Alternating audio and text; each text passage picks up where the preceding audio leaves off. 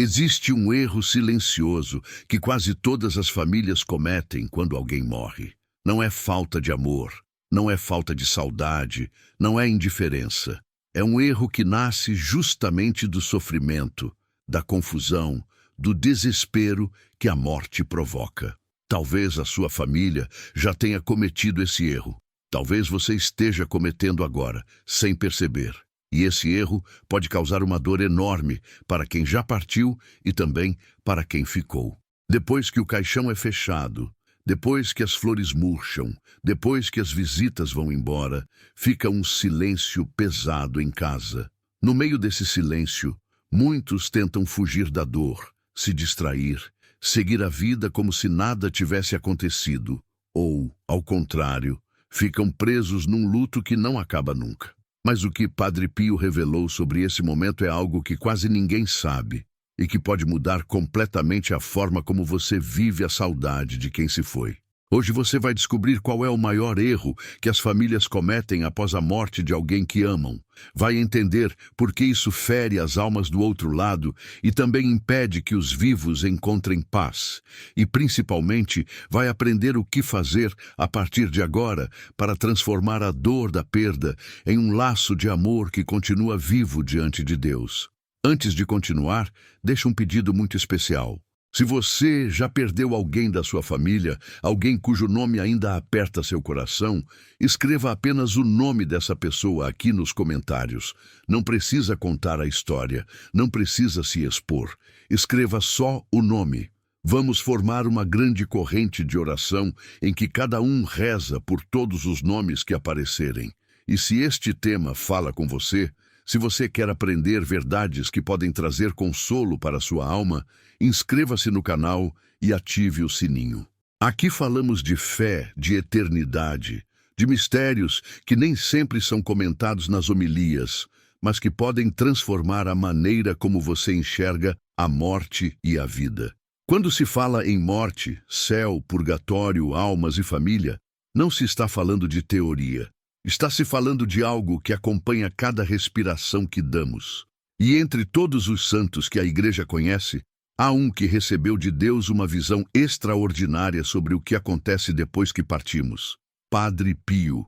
Nascido em 1887, em Pietrelcina, numa família simples do sul da Itália, Francesco Forgione, que o mundo inteiro conheceria como Padre Pio, não foi um padre comum.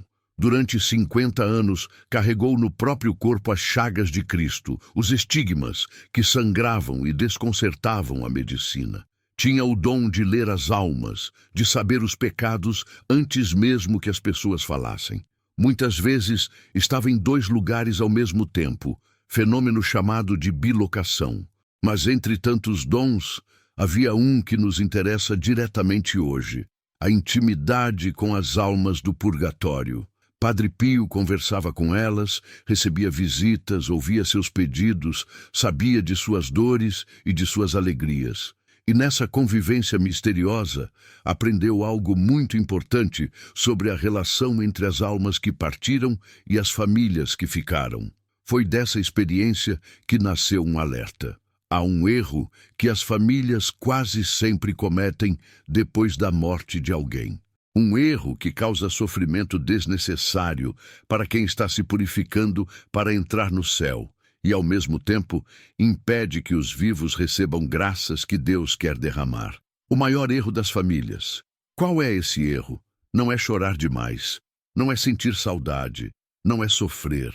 O maior erro que as famílias cometem após a morte de alguém é simples e trágico: esquecer de rezar pela alma dessa pessoa e tratá-la como se já estivesse automaticamente no céu, como se não precisasse de mais nada. Em outras palavras, muita gente transforma o luto apenas em lembrança, mas não em intercessão. Fica só na saudade, no meu anjo lá em cima, nas homenagens, nos posts, nas fotos, mas se esquece daquilo que realmente ajuda: oração, missa, sacrifícios oferecidos pela alma. Para entender por que isso é tão grave, é preciso dar um passo atrás e lembrar o que a Igreja ensina sobre o que acontece depois da morte. Segundo a fé católica, depois da morte, a alma se apresenta diante de Deus e passa por um julgamento particular. A partir disso, 3 caminhos são possíveis: céu, purgatório ou inferno. O céu é a comunhão perfeita com Deus, a felicidade que nunca acaba. O inferno é a escolha definitiva de rejeitar o amor de Deus. O purgatório é um estado de purificação para aqueles que morreram na amizade de Deus, mas que ainda trazem marcas de egoísmo, de apego, de pecados já perdoados, mas não totalmente reparados. Padre Pio tinha contato constante com almas do purgatório. Elas vinham até ele, pedindo missas, orações, sacrifícios oferecidos para apressar a entrada na visão de Deus. E em muitas dessas experiências, ele percebeu algo que se repetia. As almas sofriam não apenas por causa da própria purificação, mas porque eram esquecidas pelas suas famílias. Aqui começa a gravidade do maior erro. A família, por desconhecimento ou por um certo conforto emocional, declara logo no velório que a pessoa já está no céu, já é um anjo, já está totalmente em paz e não precisa de nada. Isso pode funcionar como consolo psicológico, mas do ponto de vista espiritual, pode ser um abandono perigoso. Por que esse erro dói tanto do outro lado? Imagine uma pessoa que você ama muito. Agora imagine que ela está num hospital, em recuperação, em um tratamento difícil, mas com a certeza de que vai sair de lá curada. Ela sente dores, enfrenta noites difíceis, mas sabe que é temporário. O que mais consolaria essa pessoa? Saber que a família se lembra dela, que reza, que manda mensagens, que visita, que oferece pequenos sacrifícios por ela. Agora imagine o contrário. Ela está naquele hospital, mas a família decide fingir que já está tudo resolvido. Ninguém liga, ninguém visita, ninguém manda recado, ninguém oferece ajuda. Do ponto de vista dela, isso seria uma dor enorme, mais dolorosa até do que o próprio tratamento. É algo semelhante com o purgatório. As almas estão a caminho do céu, estão salvas, é verdade, mas sofrem por ainda não verem plenamente a face de Deus. E nesse período de espera purificadora, a oração da família é como um copo de água fresca, como uma luz, como uma visita amorosa. Quando a família simplesmente canoniza a pessoa por conta própria e para de rezar por ela, o que está fazendo, sem perceber, é abandonar quem ama num leito de purificação. Não porque não ame, mas por desconhecer o valor da intercessão. Padre Pio dizia que as almas do purgatório são profundamente gratas por cada oração, por cada missa, por cada ato de caridade oferecido em seu nome, e reclamava, com dor, do esquecimento de muitos familiares que preferem se agarrar a frases prontas de conforto em vez de continuar ajudando quem partiu. Para entender melhor, vale olhar algumas histórias, no estilo daquelas que tanto tocaram pessoas nos relatos de Padre Pio. Conta-se que certa vez, uma alma apareceu ao Padre Pio, triste não tanto por estar se purificando, mas porque a família tinha parado de rezar por ela. No começo do luto, houve muitas missas, muitas orações, muitas lágrimas. Um mês depois, quase ninguém mais lembrava. As conversas na casa giravam em torno de vida nova, de seguir em frente, de não pensar mais na morte para não sofrer. Quando essa alma se manifestou, pedia algo muito simples. Diga a eles que não tenham medo de lembrar de mim, que não fujam da saudade, que transformem essa saudade em oração, porque cada Ave Maria que rezam por mim é um passo que dou na direção da luz. Padre Pio passou a insistir ainda mais com seus filhos espirituais. Nunca deixem de rezar pelos seus mortos. Mesmo que tenham certeza de que foram pessoas boas, mesmo que tenham morrido reconciliadas com Deus, ofereçam missas, rosários, sacrifícios. Se eles já estiverem no céu, Deus aplicará essas graças a outras almas necessitadas e vocês não terão perdido nada.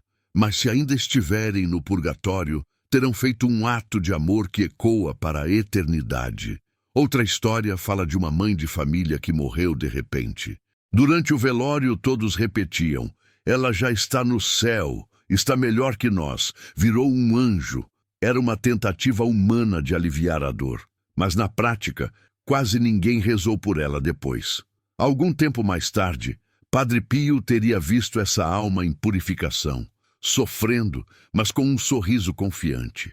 Ela não reclamava de seu próprio sofrimento, mas dizia algo assim: eles me amam, mas não sabem o quanto eu preciso das orações deles.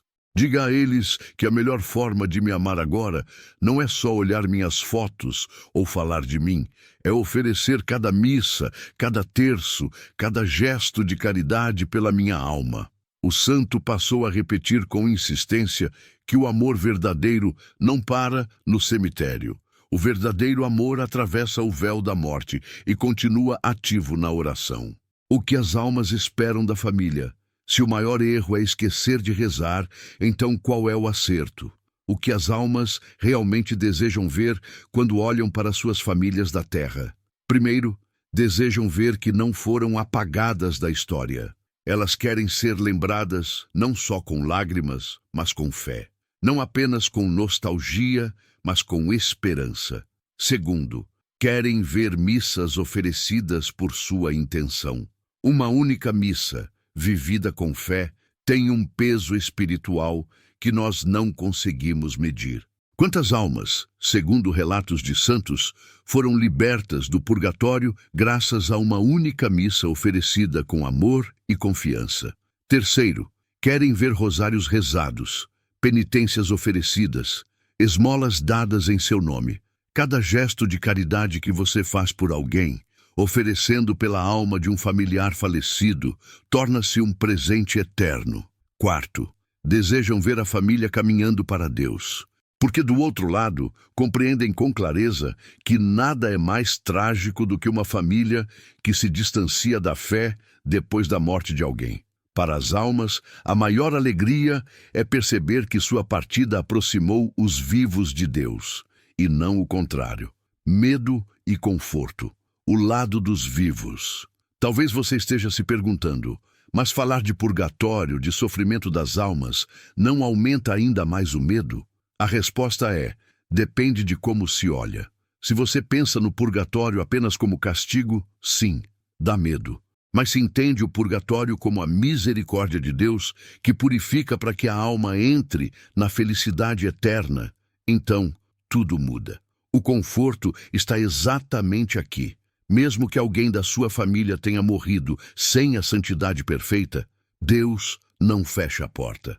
Existe a possibilidade de purificação, existe o caminho da esperança. E mais, você não é impotente diante da morte. Você pode ajudar, pode encurtar o tempo de purificação, pode aliviar sofrimentos, pode adiantar a entrada da pessoa que ama na alegria do céu.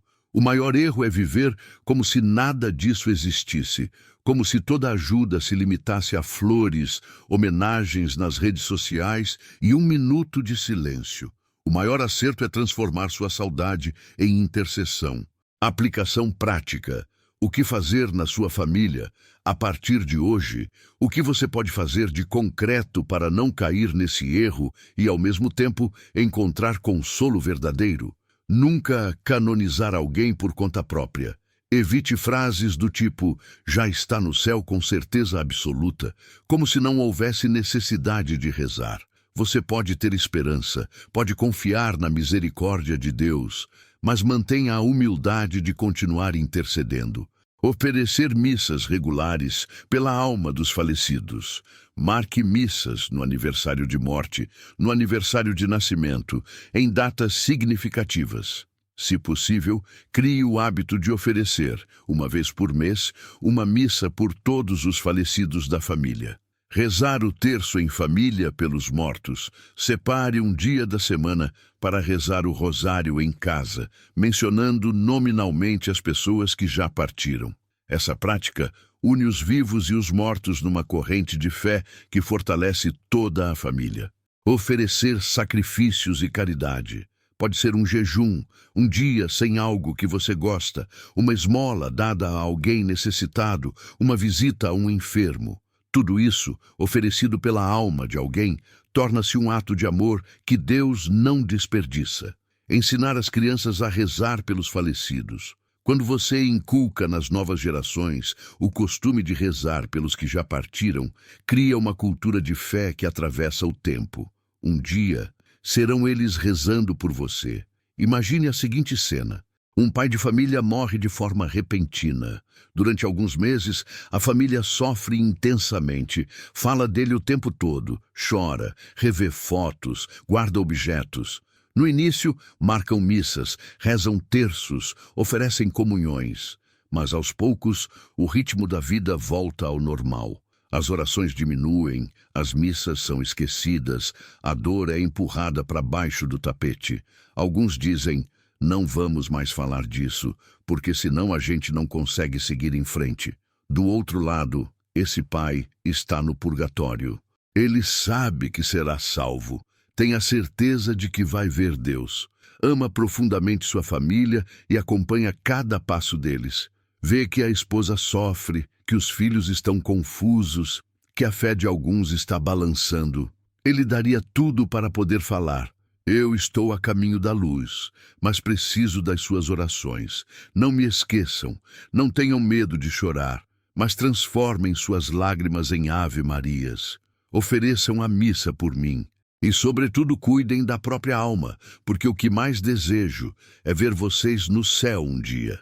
Agora imagine que essa família, em vez de se fechar no silêncio, começa a fazer algo diferente.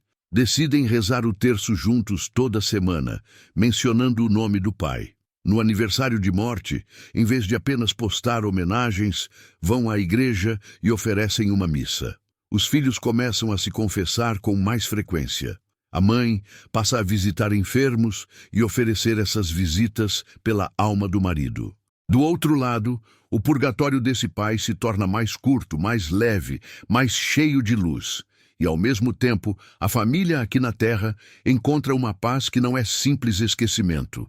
É a paz de saber que o amor continua ativo, que a morte não foi o fim, que existe uma comunhão real entre quem ficou e quem partiu. Essa é a grande inversão que o ensinamento de Padre Pio provoca. Em vez de negar a dor com frases prontas, a família abraça a fé e transforma a dor em ponte. Se aquilo que você ouviu até aqui tocou seu coração, não deixe essa verdade morrer quando o vídeo terminar. Faça duas coisas agora mesmo. Primeiro, escreva nos comentários o nome de alguém da sua família ou de um amigo que já faleceu. Apenas o primeiro nome já basta. Vamos criar juntos uma enorme corrente de oração. Quando você terminar de escrever, escolha alguns nomes que estão ali embaixo e reze ao menos um Pai Nosso e uma Ave Maria por essas almas. Você não imagina o bem que pode fazer com um gesto tão simples. Segundo, se inscreva no canal e ative as notificações. Aqui, continuaremos falando sobre esses mistérios que muitos têm medo de abordar, mas que podem trazer luz, consolo e direção para a sua vida espiritual e para a sua família. No fim das contas, o maior erro que as famílias cometem depois da morte de alguém é viver como se a comunhão com essa pessoa tivesse terminado, ou se refugiar em um consolo fácil, dizendo que já está tudo resolvido e por isso não rezar mais. Mas a verdade é outra. A morte não destrói o amor, apenas o coloca em um novo nível. Seu pai, sua mãe, seu filho, seu avô, sua avó, seu amigo querido, não deixaram de existir ao fechar os olhos aqui. Eles continuam vivos diante de Deus, esperando, amando, acompanhando. O que se pede a você não é que esqueça, nem que se prenda para sempre ao luto. O que se pede é que transforme a saudade em oração, que transforme as lágrimas em missas oferecidas, que transforme o vazio em uma vida mais santa, mais próxima de Deus. Padre Pio, que tanto amou as almas e que hoje está no céu, intercede por todos aqueles que carregam no peito a dor da perda. Que ele peça a Deus a graça de você nunca abandonar espiritualmente quem você ama, nem aqui, nem depois da morte. E que um dia, pela misericórdia divina, você possa se reunir com todos eles no céu, onde não haverá mais despedidas, apenas o abraço eterno do amor de Deus.